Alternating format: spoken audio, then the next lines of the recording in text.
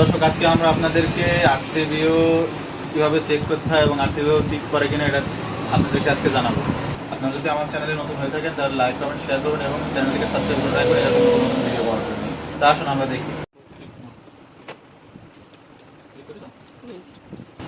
প্রথমে আমরা ইনপুট লাইনে বিদ্যুতের লাইন দেবো। ইনপুট লাইনে নেগেটিভ এবং পজিটিভে বিদ্যুৎ লাইন দেবো। যেহেতু আমার তার দুইটা লাল কালারের, আমি চেক করে নেব কোনটা নেগেটিভ কোনটা পজিটিভ। তার আগে আমরা আমাদের পজিটিভ লাইনে আমরা যেটা করবো, যেটা আর্থিং দেবো, মানে যেটা শর্ট করবো সেটা লাগিয়ে দেবো। তারপরে আমরা এটা চেক করে নেবো যে কোনটা পজিটিভ আছে কোনটা নেগেটিভ আছে। তার জন্য আমরা মার্কিংটা ব্যবহার করবো।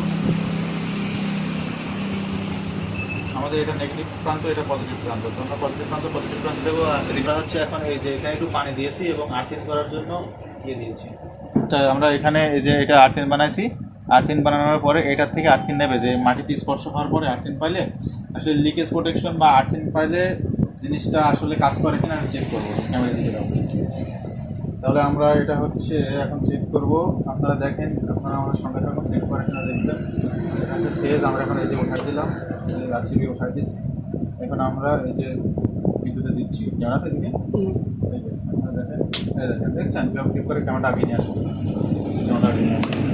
এই যে আমরা আবার আর ক্লিক করলাম এবং এটা উঠাই দিলাম।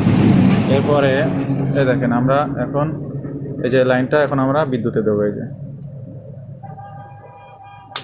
দেখছেন 1 সেকেন্ডের কম সময়ের ভিতরে আরসিবি ট্রিপ করতেছে। দেখেন আবার আমরা দিই, আমরা এই দেখেন